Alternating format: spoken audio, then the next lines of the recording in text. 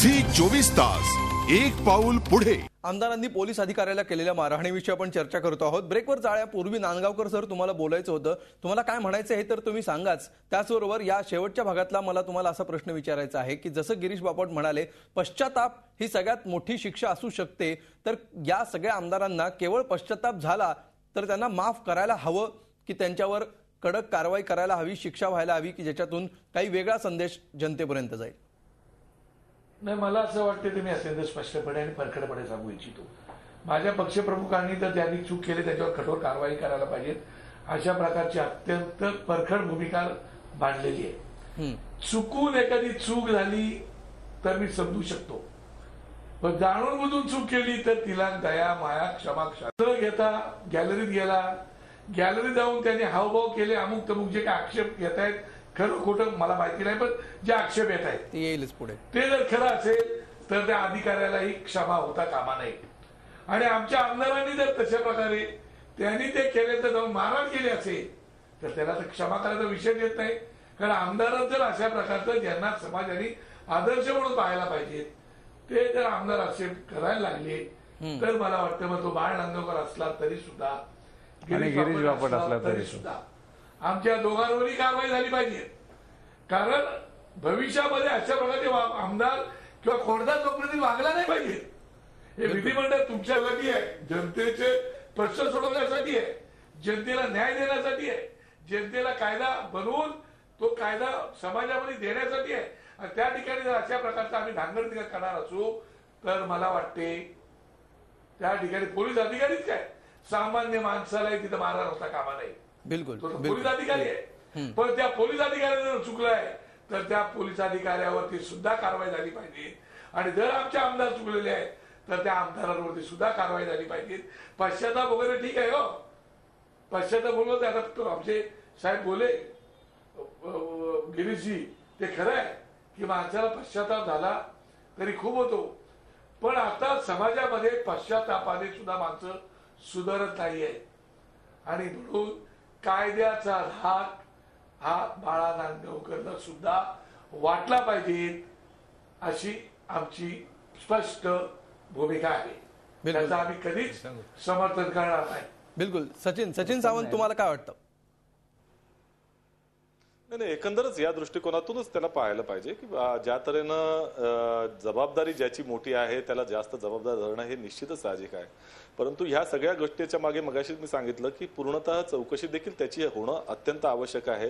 कारण ज्या तऱ्हेनं क्षितिजसारखी सालच जी नवी पिढीतली आमदार दिसत आहेत त्यांचं वर्तन तशा तऱ्हेनं कधी मी पाहिलेलं नाही। आणि त्याच दृष्टिकोनातून ह्या घटनेमागे खरंच काहीतरी त्यांना उत्सवण्याचा प्रयत्न झालाय का?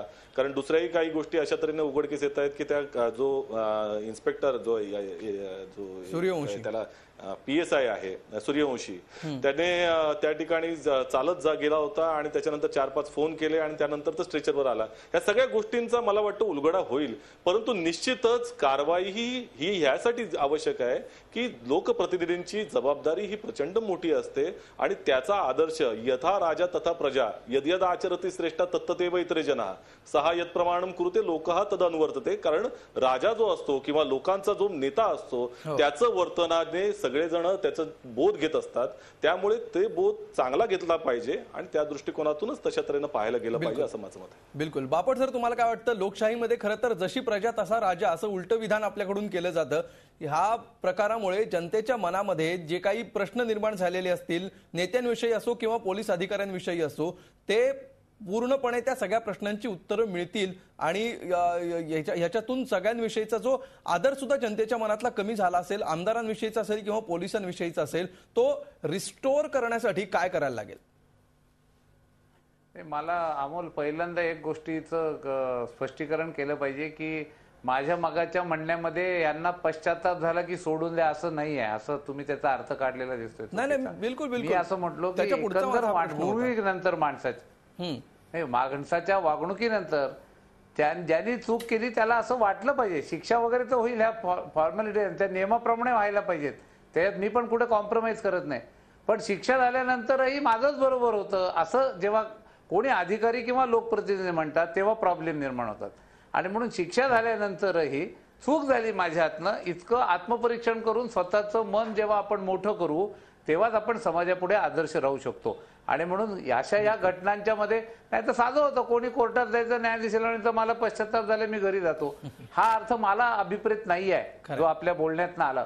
मला हा अभिप्रेत आहे की आजच्या सगळ्या घटनेनंतर लोकप्रतिनिधी म्हणून आमदार असो किंवा एक पोलीस अधिकारी म्हणून सूर्यवंशी असो, ज्या पद्धतीने सूर्यवंशी तिथे गेले, ते बोलले, हातवारे केले, आमदारांची वर्तणूक केलं, म्हणजे मी जी पहिली क्लिप पाहिली त्याच्यामध्ये आमदार त्यांना आहो जावं म्हणत होता, पण सूर्यवंशी अरे तुरे म्हणत होता, हे मी स्वतः पाहिलं. आणि म्हणून चूक पोलीस इन्स्पेक्टरची असू शकते, चूक आमदाराची असू शकते. बिलकुल, म्हणजे पण मला असं वाटतं की चुका या होत राहतात माणसाच्या हातनं, आणि चूक झाली तर ते आपण म्हटलं पाहिजे माझी चूक झाली आणि त्याला योग्य जो न्याय असेल, जो शिक्षा असेल ती पण त्याच्या बाबतीत भोगली पाहिजे. कायद्याने जी शिक्षा असेल ती शिक्षा द्यायलाच पाहिजे. मात्र त्यानंतर सुद्धा मूळ अपेक्षा तुम्ही म्हणताय त्यानुसार त्यांना पश्चाताप होतो का, आपली चूक ते मान्य करतात का, आणि जर त्यांनी ती मान्य केली तरच त्याची पुनरावृत्ती त्यांच्याकडून होणार नाही अशी आशा आपल्याला बाळगता येईल असं तुमचं म्हणणं आहे.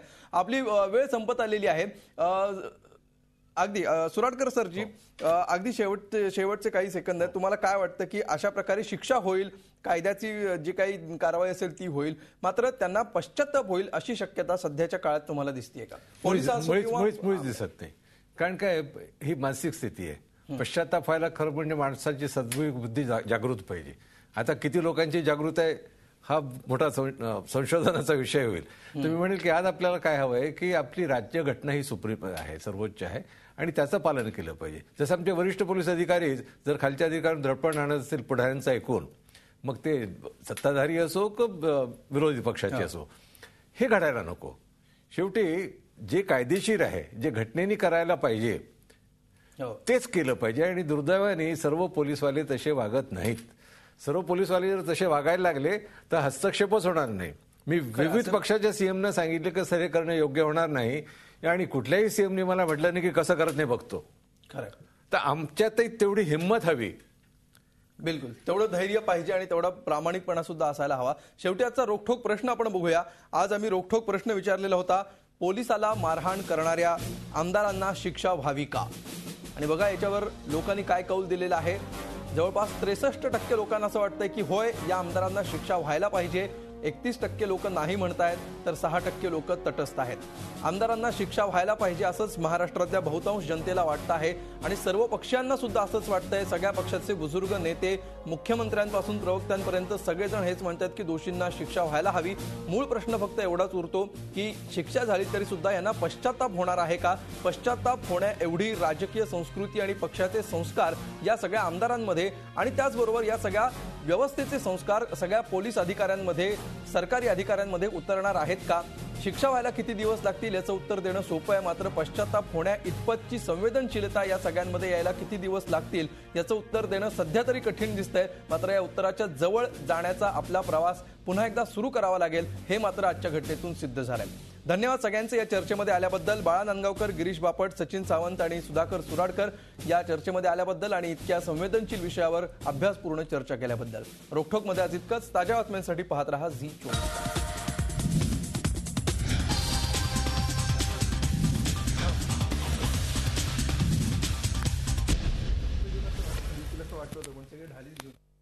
झी 24 तास, एक पाऊल पुढे.